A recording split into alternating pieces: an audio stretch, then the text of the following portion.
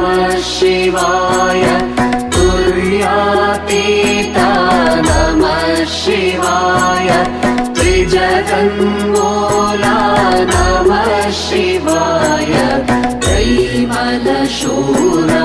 नमः शिवाय दीनसुरकुजा नमः शिवाय दुःखध्वंसा नमः शिवाय दोषविभङ्गा नमः शिवाय धर्मसपक्षा नमः शिवाय नतजनपाला नमः शिवाय नयनिर्लेपा नमः शिवाय नादशरीरा नमः शिवाय निगमाभेद्या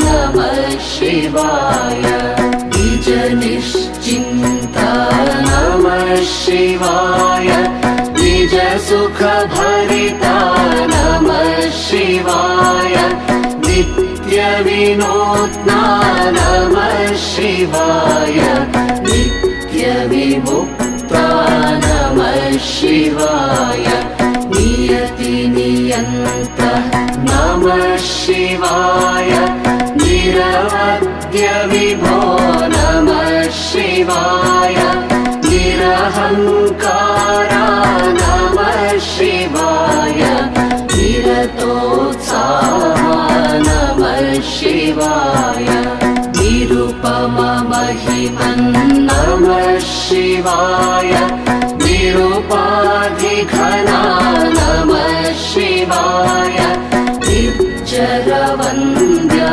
नमः शिवाय। ఓం శాంతి. మురళీ డేట్ 21/10/25. మధురమైన పిల్లలు, ఉదయమే లేచి బాబాతో మధురాతి మధురంగా మాట్లాడండి. విచారసాగర మతనం చేసేందుకు ఉదయం సమయం చాలా మంచిది.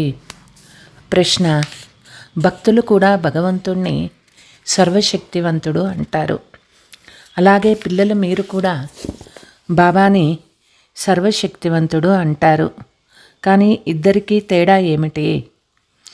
జవాబు: భగవంతుడు ఏది కావాలనుకుంటే అది చేయగలడు. సర్వస్వం ఆయన చేతిలోనే ఉన్నది అని భక్తులు అనుకుంటారు. కానీ తాను కూడా డ్రామా బంధంలో బంధింపబడి ఉన్నారని బాబా చెప్తారని పిల్లలకి తెలుసు. డ్రామా సర్వశక్తివంతమైనది. బాబాలో సర్వులకు సద్గతిని ఇచ్చే శక్తి ఉన్న కారణంగా వారిని సర్వశక్తివంతుడు అని అంటారు. ఎవ్వరూ ఆక్రమించలేనట్టి రాజ్యాన్ని వాళ్ళు స్థాపిస్తారు. ఓం శాంతి. ఓం శాంతి అని ఎవరన్నారు? బాబా అన్నారు, ఓం శాంతి. ఇప్పుడు ఓం శాంతి అని ఎవరన్నారు? దాదా అన్నారు. ఇప్పుడు పిల్లలు మీరు దీన్ని గుర్తించారు. ఉన్నతోన్నతమైన బాబా మహిమ అపరంపారైనది. అతడు సర్వశక్తివంతుడు. అతడు చేయలేనిది ఏమిటి అని అంటారు. భక్తి మార్గం వారు సర్వశక్తివంతుడు అన్న పదానికి చాలా పెద్ద అర్థాన్నే చెప్తారు. కానీ డ్రామా అనుసారంగా అన్నీ జరుగుతాయి. నేను ఏమీ చెయ్యను, నేను కూడా ఈ డ్రామాలో బంధింపబడి ఉన్నాను అని బాబా అంటారు. కేవలం మీరు బాబాని స్మృతి చేయడం ద్వారా సర్వశక్తివంతులుగా అయిపోతారు. పవిత్రులుగా అవ్వడం ద్వారా తమో ప్రధానులుగా నుండి సతో ప్రధానులుగా అయిపోతారు. బాబా సర్వశక్తివంతుడు.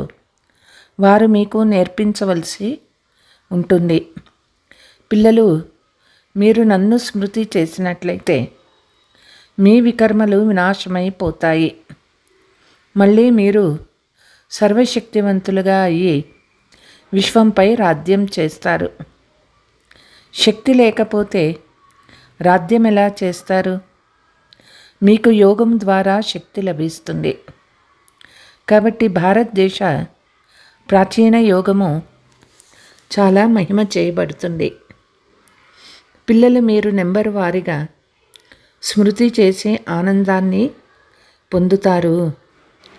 ఆత్మలైన మనము బాబాని స్మృతి చేయటం ద్వారా విశ్వంపై రాజ్యాన్ని పొందుతామని పిల్లలు మీకు తెలుసు. మీ నుండి ఆ రాజ్యాన్ని ఆక్రమించే శక్తి ఇంకెవ్వరికీ లేదు. ఉన్నతోన్నతుడైన ఆ తండ్రిని అందరూ మహిమ చేస్తూ ఉంటారు, కానీ ఏమీ అర్థం చేసుకోరు. ఇది ఒక నాటకమని తెలిసిన పిల్లలు మానవులు ఒక్కరు కూడా లేరు. ఇది ఒక నాటకమని భావించినట్లయితే దీని ప్రారంభం నుండి అంతిమం వరకు అన్నీ గుర్తుకు రావాలి. లేకపోతే దీనిని ఒక నాటకము అని అనడం కూడా తప్పే అవుతుంది. ఇదంతా ఒక నాటకము, ఇందులో పాత్ర చేసేందుకు మనం వచ్చాము అని కూడా అంటారు. మరి అలాగైతే ఆ నాటకంలోని ఆది మధ్యాంతాలు కూడా తెలిసుండాలి కదా.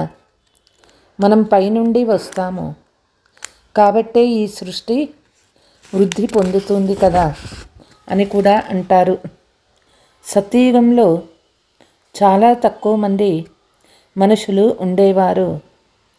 మరి ఈ ఆత్మలన్నీ ఎక్కడ నుండి వచ్చాయి? ఇదంతా అనాదిగా రచించబడి ఉన్న అవినాశి నాటకమని ఎవరూ భావించరు. ఇది ఆది నుండి అంతిమం వరకు పునరావృతం అవుతుంది. సినిమాను ప్రారంభం నుండి అంతిమం వరకు చూసి మళ్ళీ దానిని తిరిగి చూసినట్లయితే చక్రం యథావిధిగా పునరావృతం అవుతుంది. అందులో అంశమాత్రం కూడా తేడా ఉండదు. బాబా కూర్చొని తన మధురాతి మధురమైన పిల్లలకు ఎంతో మధురంగా అర్థం చేయిస్తూ ఉన్నారు. బాబా ఎంత మధురమైన వారు, బాబా మీరు ఎంత మధురమైన వారు, బాబా ఇక మేము సుఖధామంలోకి వెళ్తున్నాము. ఆత్మ పావనంగా అయిపోతే అక్కడ పాలు కూడా పావనమైనవే లభిస్తాయని మీకు తెలిసింది. శ్రేష్టాచారులైన మాతలు చాలా మధురంగా ఉంటారు. సమయానుసారంగా తమకు తామే పిల్లలకు పాలు పడతారు. అక్కడ పిల్లలు ఏడవలసిన అవసరం ఉండదు. ఈ విధంగా వీటిని కూడా విచారసాగర మథనం చెయ్యాలి. ఉదయమే లేచి బాబాతో మాట్లాడినట్లయితే ఎంతో ఆనందం కలుగుతుంది.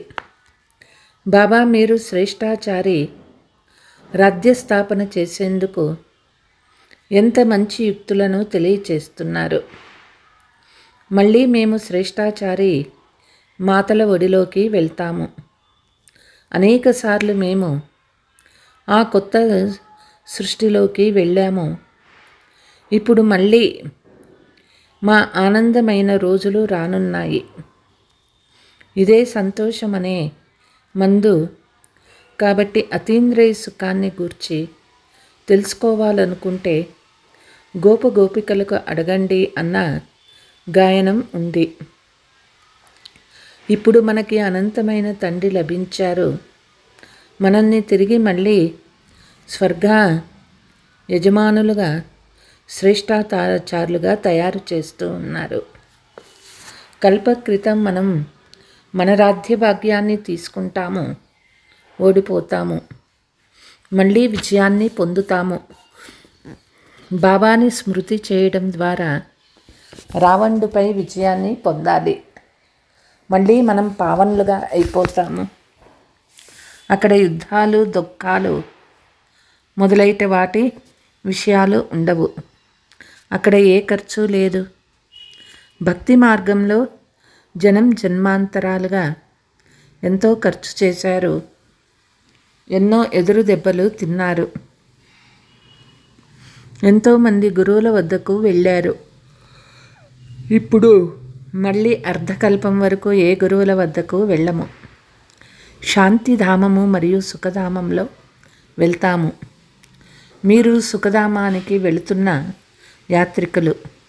ఇప్పుడు దుఃఖధామం నుండి సుఖధామంలోకి వెళ్ళాలి. వారు మన తండ్రి.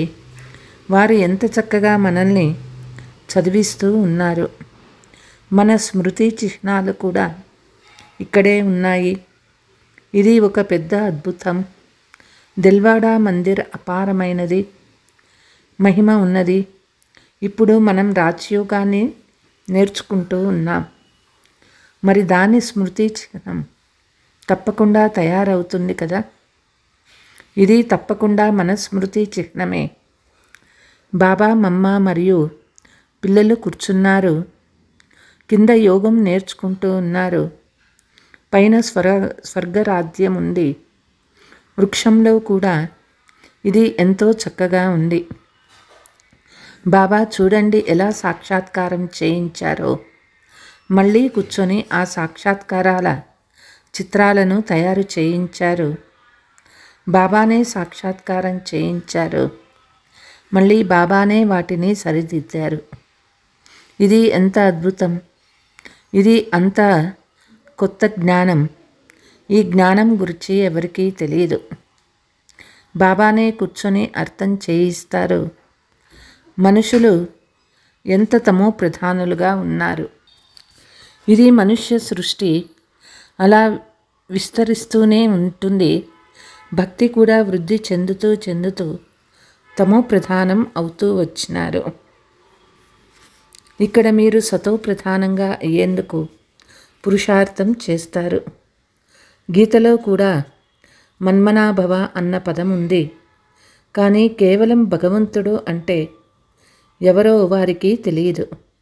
ఇప్పుడు పిల్లలు మీరు ఉదయమే లేచి మనుషులకు భగవంతుని పరిచయాన్ని ఎలా ఇవ్వాలి అని విచారసాగర మథనం చెయ్యాలి.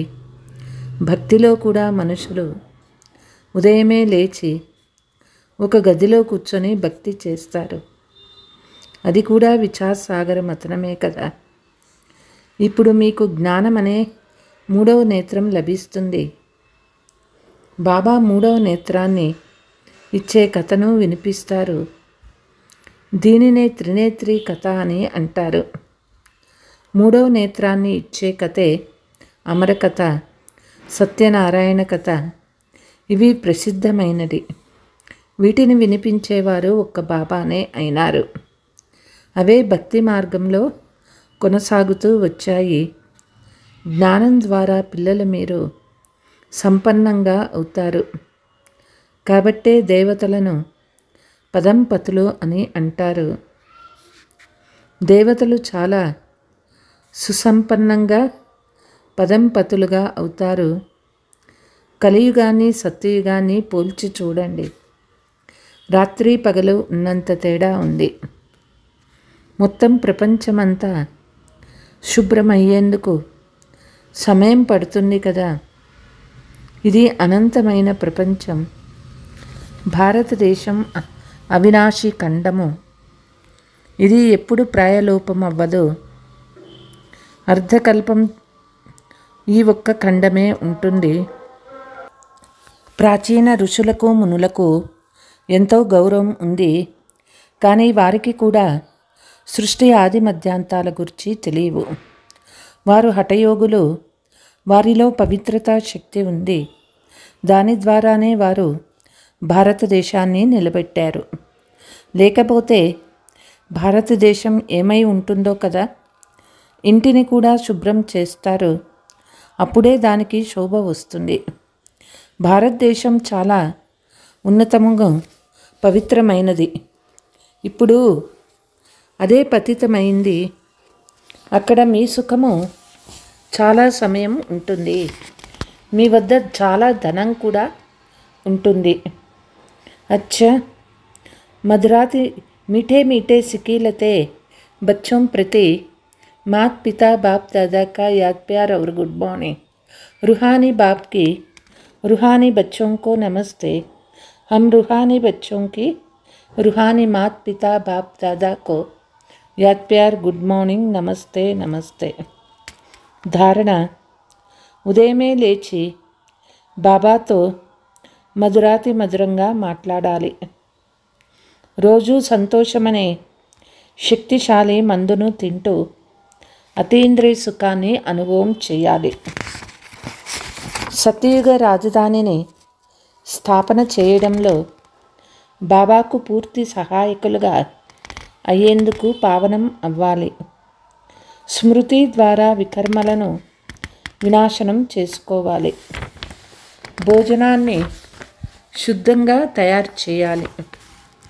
వరదానము: దివ్య గుణాల ఆహ్వానం ద్వారా సర్వ అవగుణాలను ఆహుతిని ఇచ్చే సంతుష్ట ఆత్మాభవ.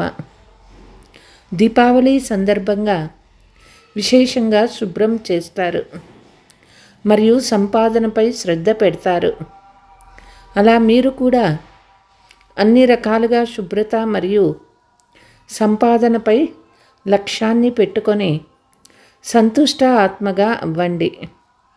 సంతుష్టత ద్వారానే సర్వ దివ్య గుణాల ఆహ్వానం చేయగలరు. అప్పుడిక స్వతహాగానే అవగుణాల ఆహుతి జరుగుతుంది. లోపల బలహీనతలో లోపాలు, నిర్బలత, కోమలత ఏవైతే ఉండిపోయాయో వాటిని సమాప్తం చేసి ఇప్పుడు కొత్త ఖజానాను ప్రారంభించండి మరియు నూతన సంస్కారాలనే నూతన వస్త్రాలను ధరించి సత్యమైన దీపావళిని జరుపుకోండి. స్లోగన్: స్వమానమనే సీటుపై ఎప్పుడూ సెట్ అయి ఉండాలంటే దృఢ సంకల్పం అనే బెల్ట్ బాగా బిగించుకోండి. అవ్యక్త సూచన: శాంతి శక్తి యొక్క ప్రయోగమును ముందు స్వయం కొరకు స్వయం పైన వ్యాధిపై చేసి చూడండి. ఈ శక్తి ద్వారా కర్మబంధనం రూపము మధురమైన సంబంధ రూపంగా మారిపోతుంది. ఈ కర్మభోగము, కర్మ యొక్క కఠిన బంధనము సైలెంట్ శక్తి ద్వారా నీటి మీద గీతలా అనుభవం అవుతుంది. అనుభవించేవారు కారు, కర్మను అనుభవిస్తున్నాను అని అనుకోరు.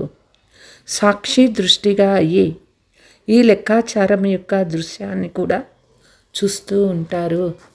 అచ్చా, ఓం శాంతి.